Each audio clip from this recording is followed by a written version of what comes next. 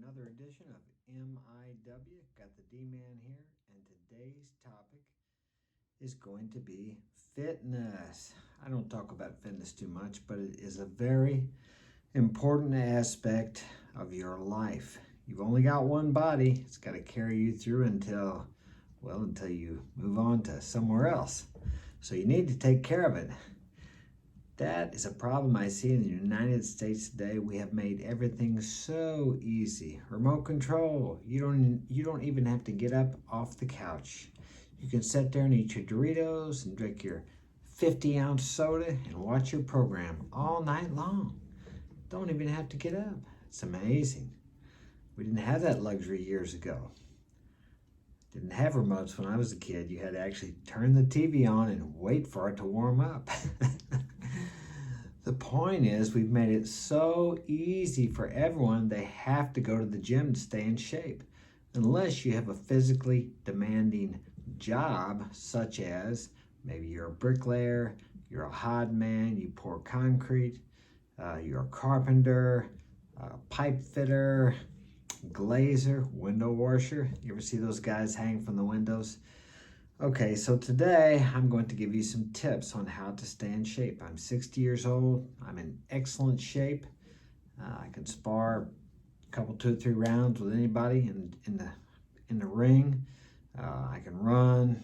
I'm in good shape. I got a 6-pack. I'll post a photo and a short video of my son and I boxing, just for a little proof of purchase. But anyway, I don't work that hard at it. Now, I've always worked physically, but it doesn't matter. Actually, if I didn't have a physical job, if I had a job where I had to sit down all day, I could work out probably an hour with the weights in the morning and an hour in the evening, plus run too.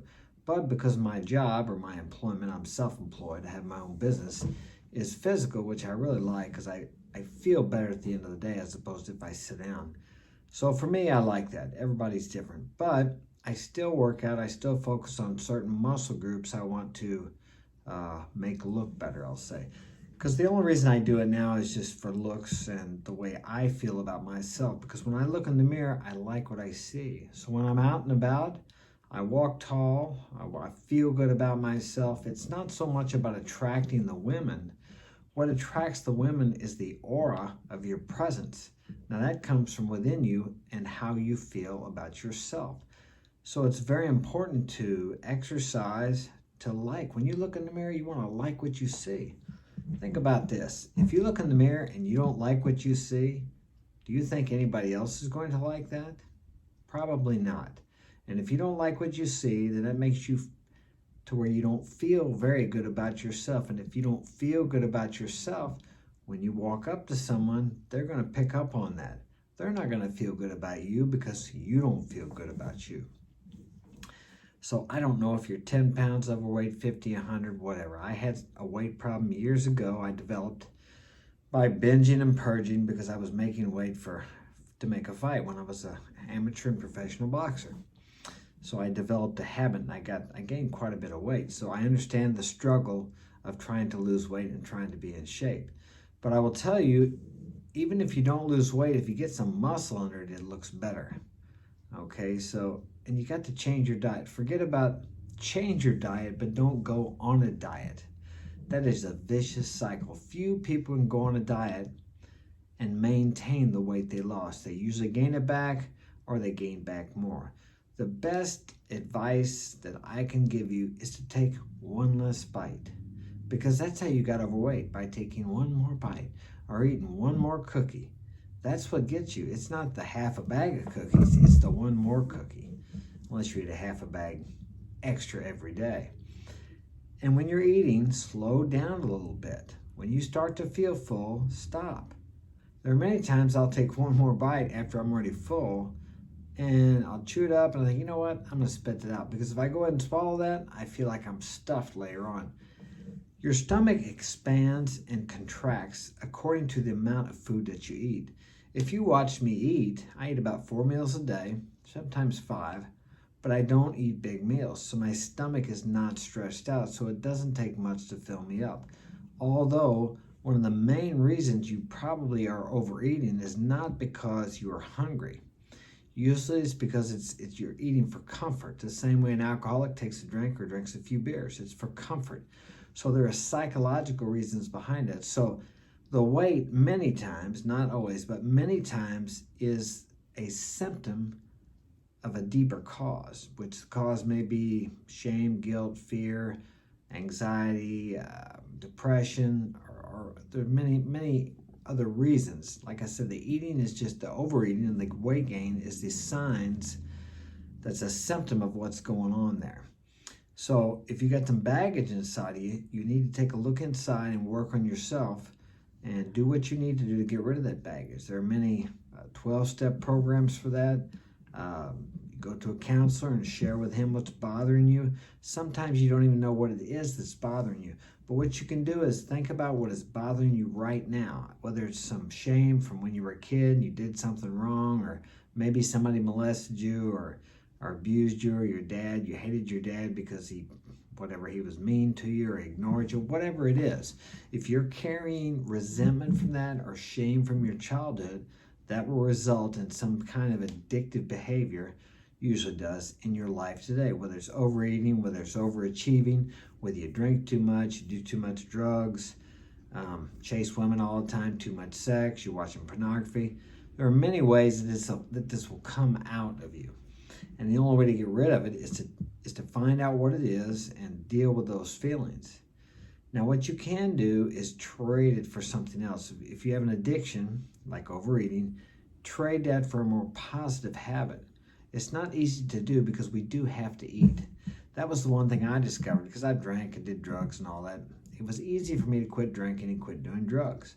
Okay, I haven't drank or drugged since 91, 92. I quit drinking in 91, I did drugs again in 92. But the point is, you have to find something to replace that with. Okay, but now with eating, you have to eat. So sometimes when you start eating, you don't want to stop. So it does require a little willpower to stop eating, but you can't overcome that obsession to eat with willpower. You have to dig down and find out what it is that's making you want to overeat, because it's a form of self-destruction, but it's the accepted form. I mean, what is it? 75% of the people in the U.S. are overweight or obese. Okay, I see them all the time. I was in the meat store the other day. I seen 10 to 14 women ages 29 to maybe 60, all of them overweight and obese. Okay, it's an epidemic in our society because we have so much available food, and you don't have to work for it. You don't have to put out the physical effort. Yeah, you may have to go to a job and sit in a desk or stand on the assembly line or whatever your job is, but few people are out there digging ditches, carrying bricks, carrying hod, building houses. Even there you have electric nail guns. It's still pretty hard work. So, but most people's jobs are pretty mental nowadays. So there's not enough activity. If you are really active, you have not the desire to overeat like you do now. It's the time sitting around. For example, if you come home, sit and watch TV all evening, usually you're snacking. Okay, I don't sit around and watch TV. I don't even have TV here. I watch a movie occasionally on the internet. I'll buy a movie or watch one on Amazon or something, or YouTube. But you have got to change everything that you do. If you want something different, you have to do something different. And it's not just about eating. Overeating is just a symptom of a deeper underlying problem. If you want to be different, you have to change your whole lifestyle. You don't have to do it all at once.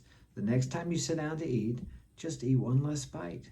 Don't drink all the milk in your glass or soda or whatever it is. Lay off the soda. Lay off the Pepsi, the Sundrop, the Mountain Dew, whatever it is you drink. My boxing coach showed me back when I was 20 years old, that soda puts a lot of weight on you, and I quit drinking it then. Occasionally, I might drink a diet soda, or I may drink part of a regular soda.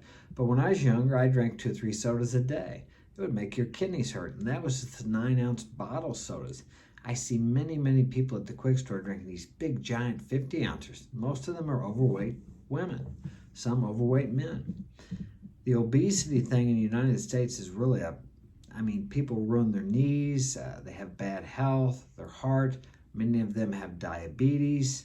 By the time they're 40 or 50 years old, their knees are shot and they're really in bad health, and it doesn't have to be that way. But they didn't get that way in a week or a month. They got that way with bad eating habits over a period of years. And in the same way they got like that, or if you're like that today, you can get back to where you were by changing those habits gradually. As opposed to if you diet and just change everything right now, you may hold that out for 2 months, 6 months, or whatever, but eventually you'll go back to eating again. But if you change a little bit at a time, just one less bite, don't worry about weighing yourself. You can see in the mirror, if you look in the mirror, how much where you're at. I do weigh myself once a week right now. But if it gets to be a problem, I recommend you stay off the scale, because that can get to be where it's like, oh, let me see. And if you're a little bit heavier than you were the week before, the day before, it can drive you insane. I did all that weighing when I was boxing, and I developed a habit, and it's like made or break my day, because I had to make a certain weight, see? So I didn't get on the scale for years. I stayed the hell off of it. And I tried all the diets, and I would lose the weight. I'd lose 10, 12 pounds in a week, gained all back on the weekend by binging out. So what I found at work, like I said, I worked on myself. I started uncovering some of the issues I had inside of myself, which is really what causes the addictions. You know, the drugs, the alcohol, the food, the overachieving, all these things are just symptoms, as I said before. So if you only deal with the symptoms, like most medicines, especially depression medicines, deal with the symptoms. I'm not against depression medicines, but they're okay to take them, but you got to use that in combination with dealing with the symptoms, like some therapy or some group or something, because otherwise you're just covering up the symptoms. You're not dealing with the problem, and eventually these medicines quit working. So you have to change to a different medicine or something else, and they're not really good for your liver either. Studies show that they cause over a period of time can do damage to your liver. So now if you're taking them, I'm not telling you to get off of them. You know, they've helped many people. I've counseled and helped many people who were on them, needed to be on them. Most of those people got off of them. As a matter of fact, one guy years ago I helped for quite some time, and he was schizophrenic. He actually heard audible voices. He was on some heavy psychiatric drugs, and he asked me, he said, "Do you think I should go to work?" Because the psychiatrist told him he shouldn't go to work. I said, "Well, why don't you try just working at the restaurant, washing dishes a couple days a week and see how that works for you?" "Well, my psychiatrist told me not to go to work." So I said, "Well, you know, if you want to work, you need to follow your own intuition." So he went to worked 3 or 4 days a week, washing dishes, easy job, no high stress. Well, eventually, long story short, he ended up getting a job back as a pipe fitter and making really good money and doing really well. I mean, he did really good. So, you know, he got off the psychiatric drugs. The voices he heard audibly were no different than the voices you or I hear when we have those conversations, or maybe you hear the voices, "Oh, don't go talk to her, she's going to reject you," or "She's too good for you," or "Oh, you can never do that," or "You'll never be as good as this guy." It's the same negative. Some people call it the saboteur. It's that negative voice in you. You got the devil and the angel, and devil on one side, angel on the other side. Angel says you can do it. The devil says, "Oh, you're stupid, you can't do that." So we all have those negative voices. The only thing that I recommend you do with that, when you have a negative thought like that you can't do something and it's something you want to do, is to affirm that you are doing it. Not that you will do it, but that you're doing it. I can do that. I can be what I will to be, and you can be what you will to be. If you'd like to get my help personally, marksinspirationalguidance@gmail.com. Smash that like button right now. Subscribe. We have more videos coming out. And if this has been of help to you, share it with a friend. Have a great day.